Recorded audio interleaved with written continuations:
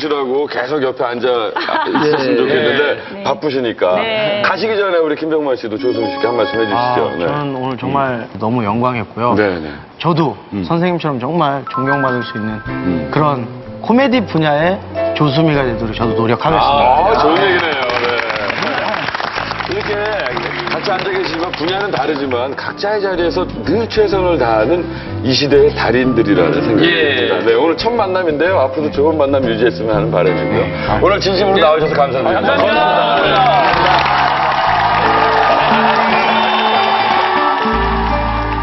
조수미의 사전 두 번째 단어 예지몽의 의미가 궁금해집니다. 먼저 사전적 의미가 어떻게 되는지 알아보겠습니다. 예지몽, 어떤 일이 일어나기 전에 미리 꿈으로 아는 것. 조수미 씨에게 예지몽이라 한마디로 정의한다면 어떻게 해주시겠습니까?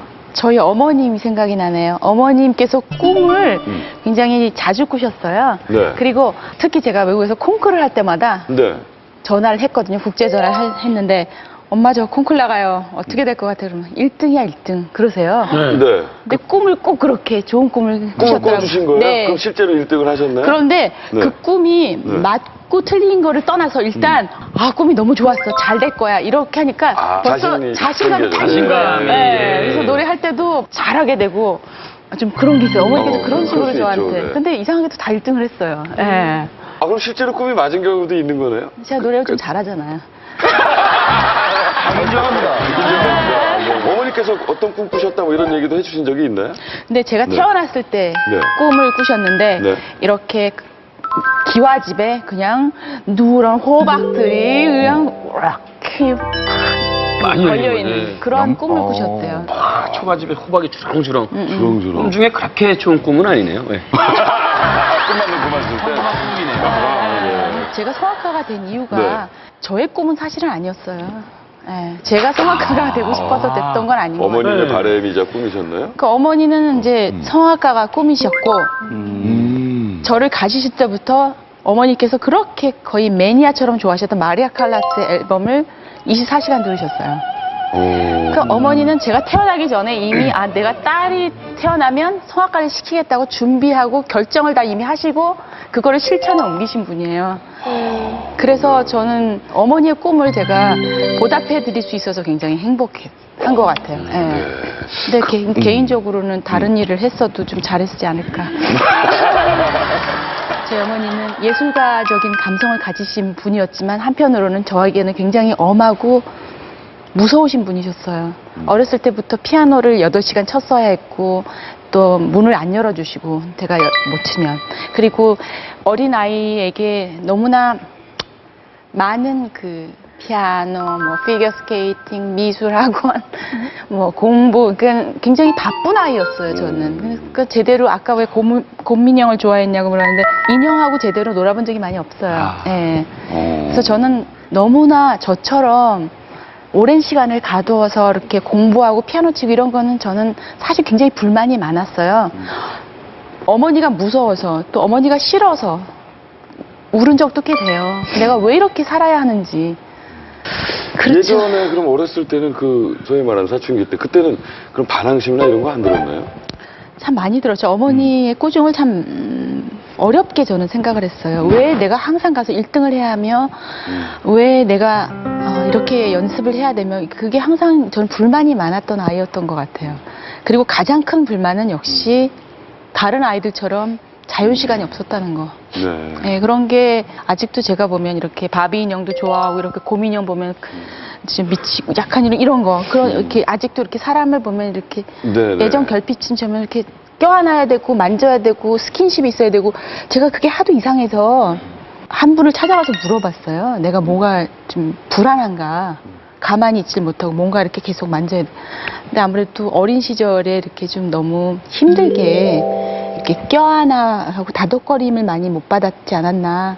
근데 사실 저는 어머니께 껴안아 본 적이 많이 없어요. 사실은 너무 이렇게 꼭 껴안아 본 건 정말 88년도에 유학 그러니까 끝나고서 갔다 와서 콘서트를 할 때 제가 몰골이 말이 아니었어요. 5년 동안 유학을 가면서 사실 돈이 많이 없어서 뭐 그때 뭐 선크림 뭐 무슨 로션 그런 게 뭐 살 돈도 없었고 여유도 없었고 그래서 5년을 그렇게 지내다 보니까 딱 한국을 왔는데 여권을 이렇게 검사하잖아요. 네, 근데 네. 여권 검사하시는 분이 You please go there 그런 거예요. 그러니까 국내 내국인 말고 적 외국인. 그러니까 제가 제 몰골이 5년 동안 너무 막 햇빛을 보고 막 이래갖고 완전히 필리핀이나 이렇게 좀 동남아시아 네. 그쪽이 아름다운 그런 분들의 아름다운. 이제 그 와중에. 네, 네. 그래서 오. 어머니께서 이제 저를 딱 보시고 너무 놀라시면서 우르시는 거예요. 딸이라고 왔는데 이렇게 고생을 했다. 이렇게 네. 진짜 선머스마 같이 치마도 월남 치마에다가 그러고서 무슨 한국 귀국 독창회를 하겠다고 왔어요. 어머니가 기가 막히셨나 봐요.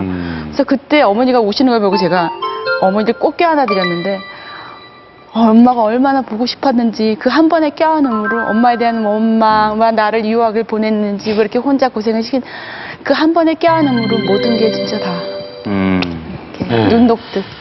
그 당시에 근데 유학을 가셨으면 솔직히 80년대 좀 부유하지 않으면 외국으로 유학 보낸다는 게 쉽지 쉽지 않았죠. 않았을 것 쉽지 같은데 않았죠. 집안이 그렇게 크게 어렵거나 그러진 않으셨나 봐요.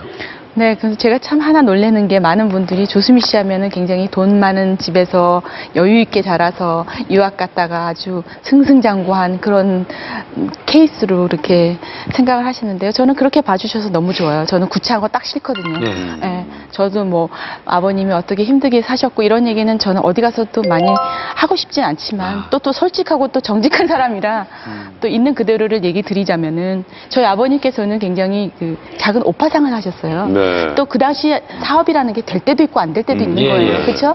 아버님께서 잘 될 때보다는 안 될 때가 더 많으셨어요.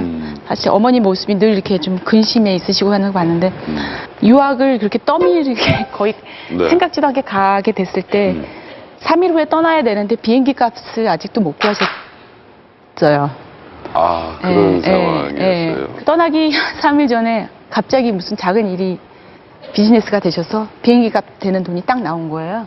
그러니까 그 돈을 갖고서 제가 유학을 갔죠. 네. 경제적으로 여유가 있는 건 절대 아니네요. 저희가 그렇죠. 생각할 때는 정말 부유하게 이렇게 하시는 줄 알았거든요. 네, 가서도 참 고생이 좀 되더라고요. 일단 돈이 생활비나 이런 건 없으니까. 어떻게 일단은 하셨어요? 네. 어머니께서 붙여주시는 돈은 이제 레슨을 해야 되니까 공부를 해야 되니까요. 네네. 그 레슨비를 따주고 나면 남는 건 많이 없어요.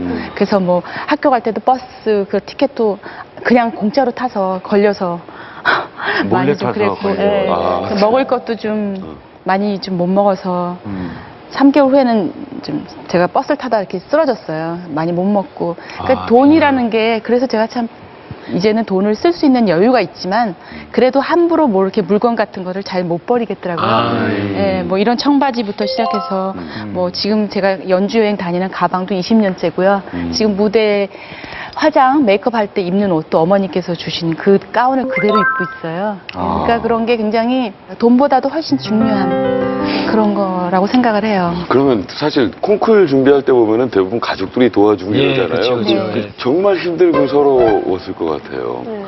제가 어머니, 아버님께 선언을 했어요. 1년 반 돼서 이제 더 이상 돈을 보내지 말라. 그 이유는 이렇게 학교, 제가 다니는 음악원에 이렇게 학교에 보면은 콩쿨 포스터가 이렇게 붙어요. 예. 1등을 하면 돈이 5,000불 정도 주는 거예요. 1등 할 자신이 있어서. 아, 그래서 보통 기차를 타고 이제 콩쿨 하는 데를 가요. 긴 여행이죠. 네. 돈이 없으니까요. 제대로 이제 먹을 거를 탈 돈이 많이 없어요. 그래서 이렇게 기차를 타시면 다른 분들은 뭐 샌드위치도 사오고 뭐 바나나도 먹고 그러시잖아요. 근데 배가 너무 고픈 거예요. 노래를 해야 하는데. 그래서 옆에 계신 분한테 이렇게 가서 말도 걸고 이렇게 하면 그분이 샌드위치 같이 나눠 먹을래? 이렇게 분명히 얘기하실 것 같아서 그래서 외국에 앉아 계신 분한테 그렇게 해서 먹고 그 다음에 이제 가자마자 저는 호텔 이런 거를 잘 여건이 안 되니까 네. 가자마자 콩쿨 장소로 가니까 네. 기차 안에 이제 화장실 있잖아요. 네. 화장실 문 딱 잠그고